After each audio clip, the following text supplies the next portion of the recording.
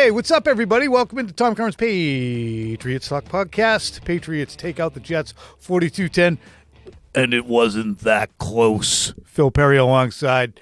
Let's just right now go directly to Stephon Diggs, who said that Mike Vrabel was on their collective posterior.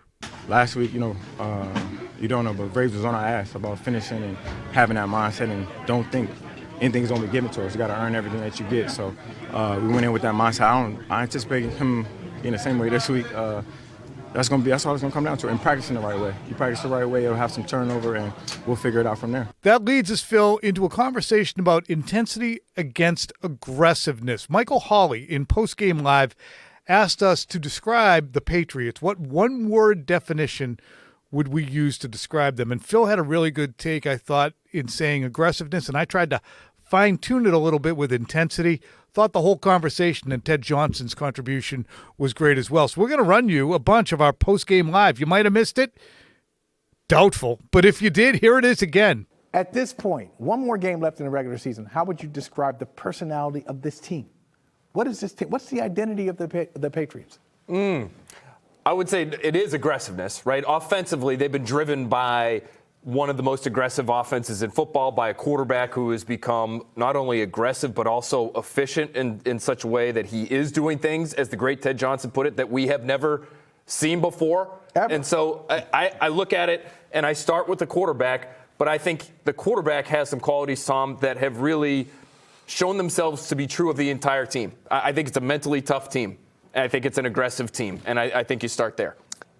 I think that they are more intense than aggressive, and I don't disbelieve how aggressive they are. I don't think they're the most physical or physically talented team. I don't think that they beat people up, but their intensity with their preparation, with the fact that they get a crap team across from them and they beat the hell out of them, whether it's earlier in the year when the Panthers stunk and they beat the hell out of the Panthers, or today when they beat the hell out of the Jets.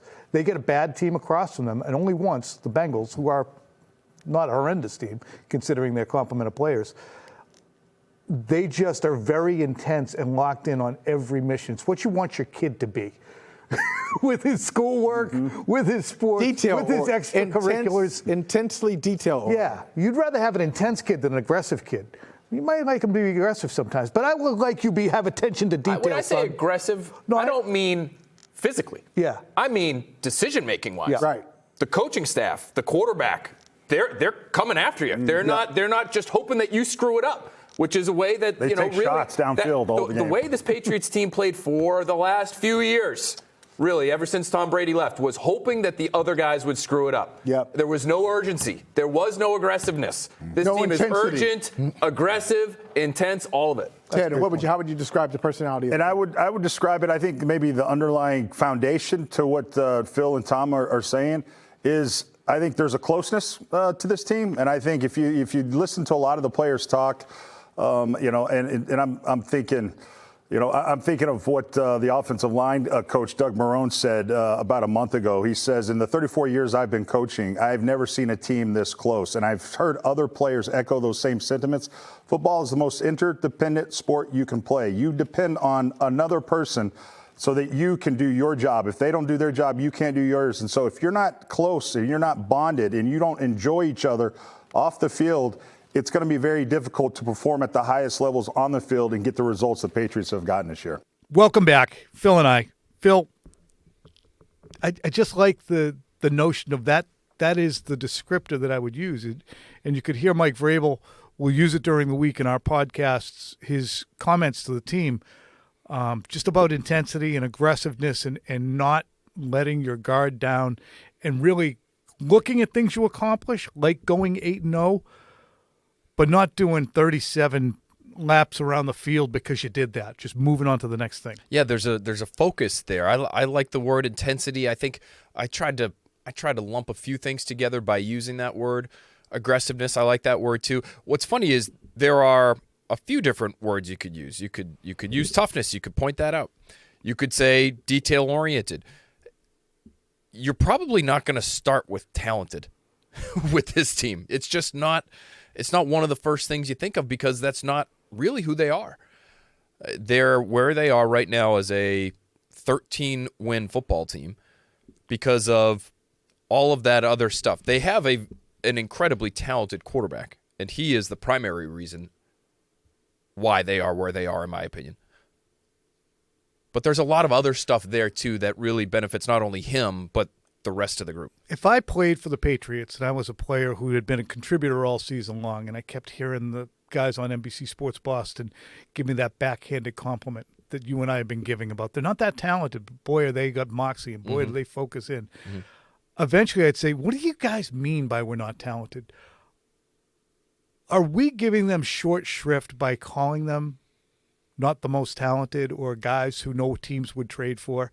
I think in some instances we're not giving them short shrift. We've seen how Vidarian Lowe performs at times in different situations. And this year, and I mentioned him first because he's been excellent. But last year he was bad. His focus was bad. He had false start penalties, and not a dumb guy, but he would have bad things happen to him. We've seen Mac Hollins not play in a massive production role with teams like Buffalo, though they obviously miss him as Buffalo continues to struggle Sunday. I don't know if we're giving him short shrift when we call him less than brilliantly talented. Or are we? I don't think we are. Maybe they were more talented than we thought last year, and they were so kneecapped. That, I think, is really true. I do think they are better than we gave them credit for coming into the year because we hadn't seen them reach their ceiling. And I think the quarterback, because he is an elevator of talent around him, has allowed these guys to be the best versions of themselves in some ways. I'm looking at stats that only include 15 games for Stephon Diggs, but he came into Week 16 as the 21st receiver on the receiving yardage list, and that's not the be-all, end-all. But would you rather have Stephon Diggs over Jackson Smith and Jigba, Puka Nacua, Amon-Ra St. Brown, Jamar Chase, Nico Collins, C.D. Lamb? You know, now we're getting in, then you start getting into some names. Maybe you would. Zay Flowers, Chris Olave, Cortland Sutton, Justin Jefferson's down there, A.J. Brown, Devontae Smith, Troy McMillan. Yeah, that's a great, yeah. So he's top 12, top 15. I bet he would. He's 21st in receiving, and he's your best receiver. And it's not. I'm not saying he's a bad player. The overall point is well taken. If your best receiver is a guy coming off an ACL who's 32, you're probably not the most talented team in the NFL. And just by way of doing that, and Phil and I are going to hit a few things here. One of them is the MVP conversation. And just by way of comparison, when we get to that, I want you guys to chew on this for a second. Diggs and Hunter Henry are the two leading receivers for the Patriots. And between them, they have 137 receptions for about 1,700 yards and 11 touchdowns. Again, 137 for 1,682 and 11.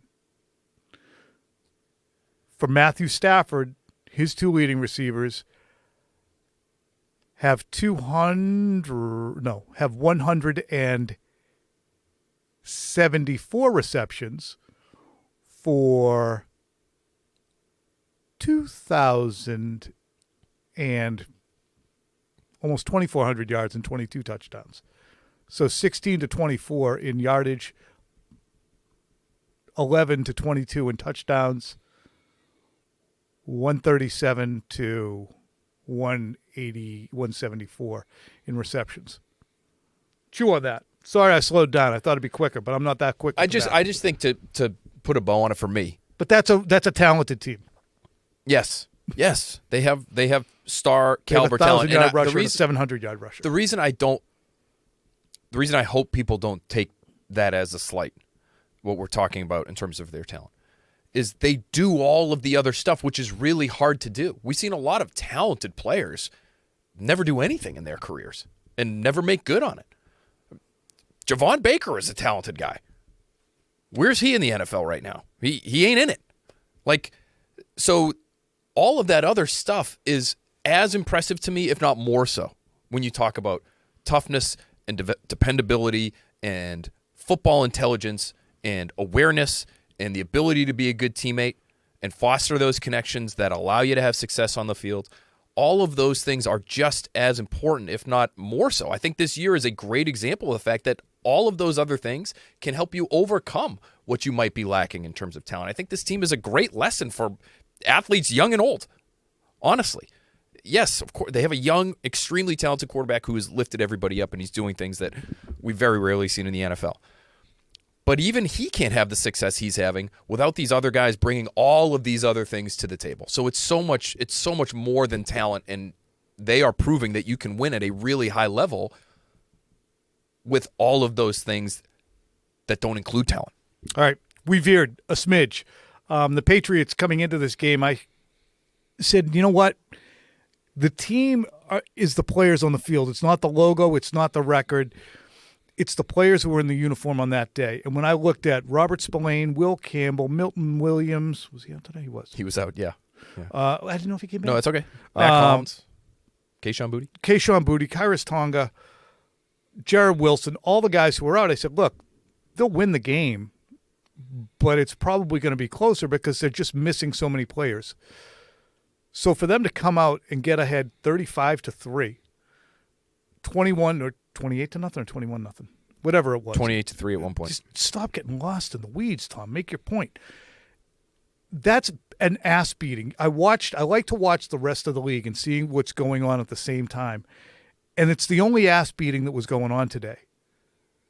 And there's a lot of teams who have banged out on the season. They're all done. Yet the Patriots are against a terrible team and doing to them what they're supposed to do, despite all their injuries, which I think is impressive as hell because they don't take the opportunity to have the excuse and they don't let their focus lag during a holiday week. Here is Mike Vrabel talking about the coaching effort and why that was impressive. What Josh and the offensive staff were able to do with managing guys and different personnel groups and using everybody, was really, really good. And, what Zach and the defense has been able to do with some guys out, and then obviously what Jeremy and Tom are able to do with all the moving parts on special teams. So I appreciate every single one of those coaches that help us, help our players get ready for the games. Phil, it's still an NFL team across from you with the Jets. They didn't seem terribly interested in playing, but the Patriots did a nice extraction. They did an interestectomy on the Jets early in the game by just bludgeoning them. I love that. An interestectomy. And that showed up. I mean, whether it's the pile pushing runs where the Patriots are getting, 5, 6, 7, 8 extra yards that they shouldn't have had really, but because they cared more on Sunday than the Jets did, they could. How about the tight end screen to Hunter Henry where there was just nobody around for miles, it felt like? The goal line touchdown run. They were running like elk together. It was. Him and four linemen. The goal line touchdown run by Jack Westover is one of the more embarrassing plays, I think, for a linebacker who's a good player, in Quincy Williams. Right at the goal line, just basically turtling because Jack Westover was bearing down on him and finishing him in the end zone. Like, they very clearly were not all there on Sunday, Tom. But I still give the Patriots credit for taking advantage of that in the way they did. 6 consecutive touchdown drives. I mean, it's absurd. Patriots' first 6 drives, 7 plays, 61 yards, touchdown, 7 plays, 67 yards, touchdown, 7 plays, 71 yards, touchdown, 11 plays, 69 yards, touchdown, 10 plays, 76 yards, touchdown, 6 plays, 47 yards, touchdown, 7 plays, 43 yards, missed field goal. Andy Borregales, a big problem so far this season. I'm kidding. Meanwhile, the Jets, first 5 drives, 3 plays, 8 yards, punt, 3 plays, 4 yards, pick, 9 plays, 49 yards, field goal, 3 plays, 6 yards, punt, 3 plays, 9 yards, half, 8 plays, 12 yards, downs, 6 plays, 6 plays, 33 yards, downs, and that it's the fourth quarter. I love doing that. It's just so great to look at, regardless, when you see that kind of an anomaly. But they really did a tremendous job getting players ready to go. Nobody more ready to go, though, than Drake Maye. Here are his numbers for the day.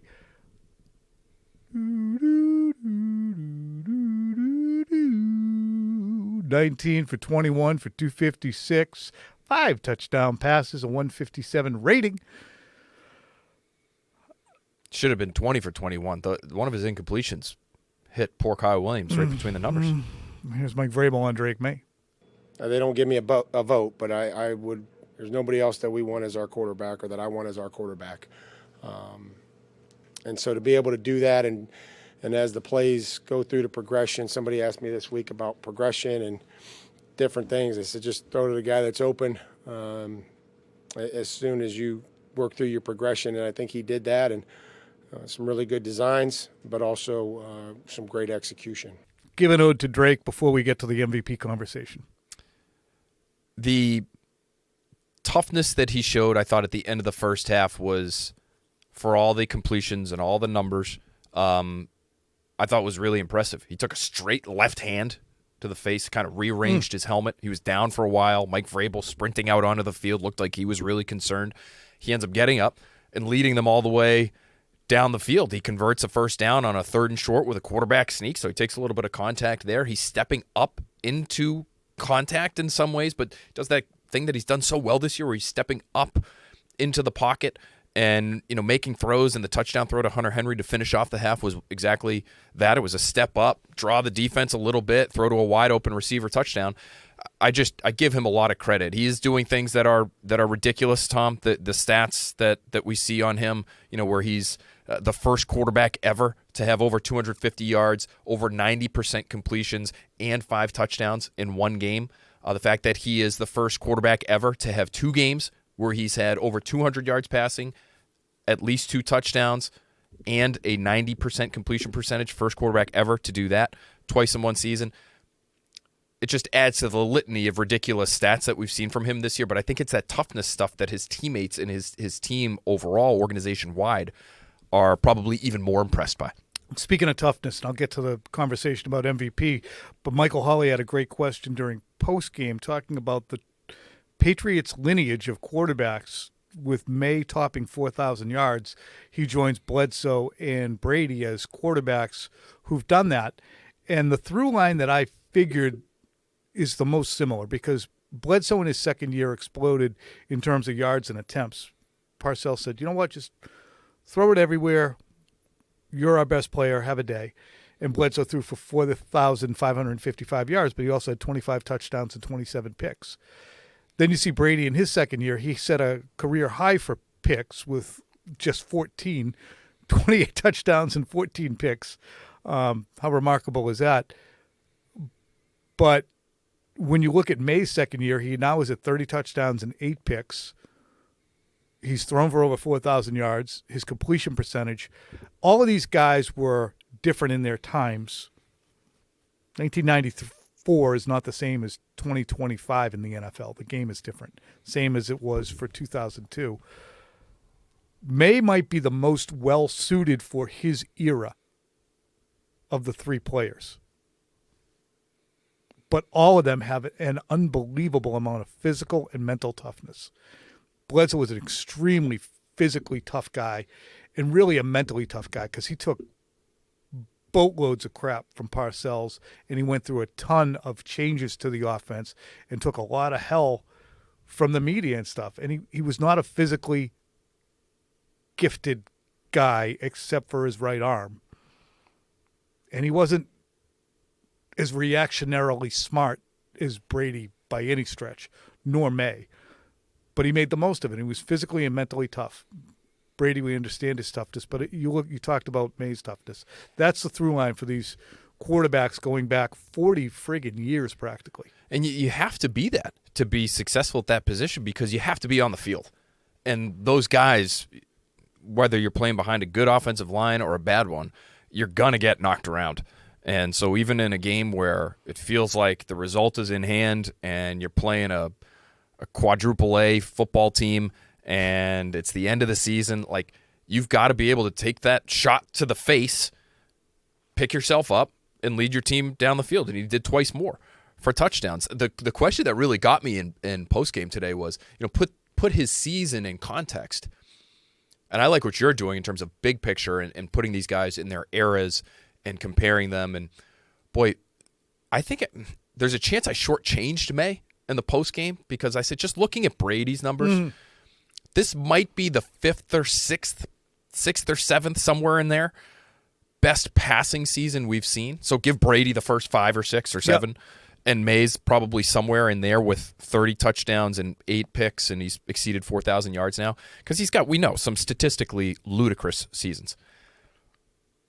But Drake Maye right now has a quarterback rating through 16 games of 108.5. Tom Brady had just 3 seasons. No, he's up to 112 now. Remember? Is this not? That's not updated, whatever you're looking at, because he went up to 112. He was 108 coming into today, so he's at 112. He's at 112. Good. Even better. Let's look at it now. Tom Brady had... Can I tell you the 2 seasons that were better for Brady? 3. 16, 10, and 7.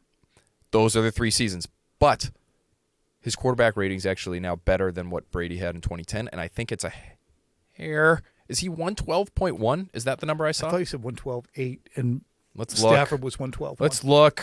Well, Phil looks. Brady in 2010 was unanimous MVP. The first time any player had been named unanimous MVP. Drake Maye is 112.9 right now. So that would make this the second best quarterback rating season in Patriots history. Brady in 2007 had a rating of 117.2. In 2016, missed those first 4 games with a suspension. Brady had a rating of 112.2. I thought Brady should have been MVP that year. He was not. Matt Ryan was.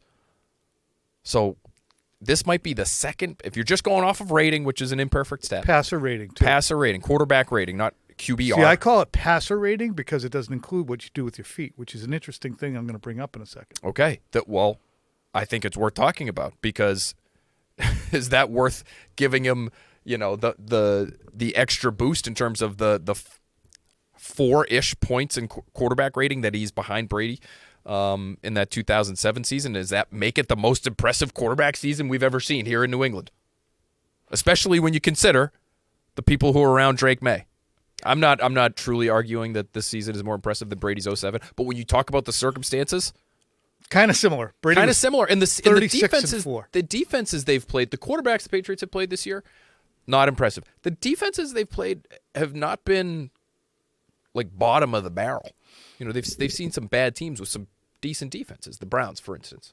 This might be a topic for the Tuesday podcast as well. Where does this season fit in? So expect to hear this again, folks. Just in saying that it's a conversation worth having. That will be had New Year's week before the Dolphins game. All right. If we want to have an MVP conversation, which we'll probably have 1,000 times between now and then, we just can't resist the MVP conversation at NBC Sports Boston. We have to pummel it and pummel it and pummel it and pummel it. And then after a few seconds, we'll look at it, and then we'll pummel it. Drake Maye has run the ball 98 times for 409 yards and 4 touchdowns. Matthew Stafford has run the ball 28 times for -2 yards and 0 touchdowns. Protection-wise, Drake Maye has been sacked 48 times. The other guy there, Stafford, great player, has been sacked 19 times. I mentioned to you already those Devontae Adams, Puka Nacua numbers relative to Diggs and Henry. I don't know what you do with the sacks. Are we saying that he has a worse offensive line, or are we saying he's more susceptible to sacks? There is something to be gleaned from the running game. The Patriots running game in 2025 right now has Travion Henderson with 858 and Stevenson with 472, whereas the Rams running game has 1,100 yards for Curran Williams and 669 for Blake Corum. So, again, I'm just saying they're a better team. I think the offensive coaching for the Patriots is better than the Rams.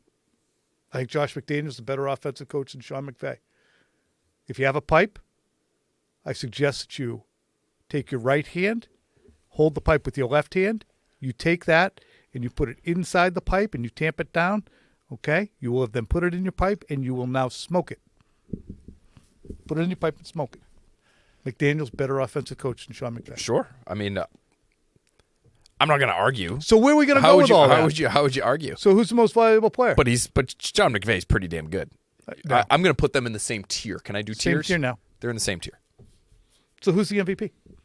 I say Drake May. Should you give some of the run yards, even if it's a statistical edge to Stafford because of the 40 touchdowns and 5 picks, I think it is. Right. And the 4,100 yards before we go to Sunday Night Football tonight. May has a higher completion percentage. He has higher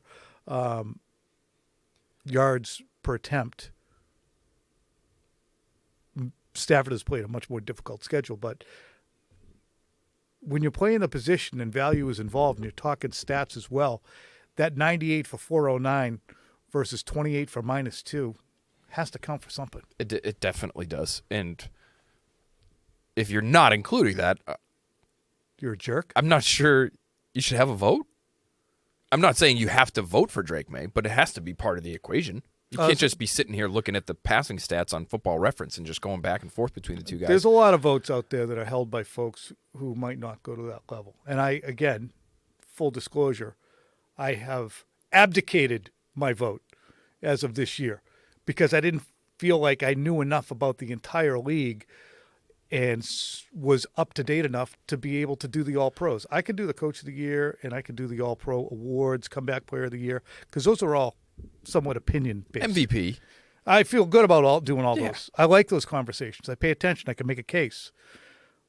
But I abdicated, and Albert, I said, can you give it to Albert Breer? He talks to people all the friggin' time. So Albert will be doing the voting this year, one of the 50 AP voters. But there's a lot of voters out there who might not get down to those numbers. Well, it's a Matt Stafford year. It's not somebody's year. You just got to look beyond touchdowns and interceptions. And listen, I'm not saying Stafford's not deserving. So the people that vote for him, I'm sure, or I would hope, are looking beyond that. But it is remarkable to me. And quarterback rating is not a perfect stat. I'm not sure there is one.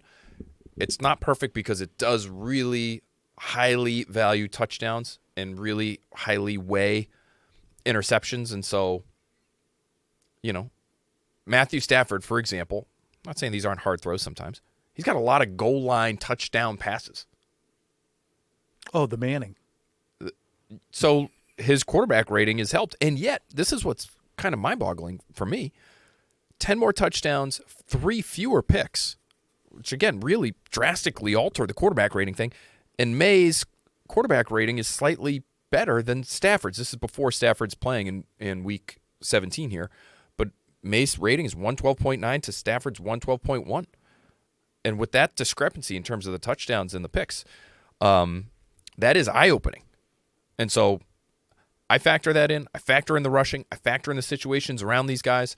And I would say if you care about the meaning of the words involved in the award, most valuable, if those matter to you, Drake May should be the MVP. Folks, before we move on from this program and say goodbye to you, I just, as Phil was talking, I said, shit, you know what? How about I check out the highest single-season passer ratings of all times? Where is my Steve Young? There it is. All right. Right now at 112.8 or 9, did you say? 112.9. That would be the 16th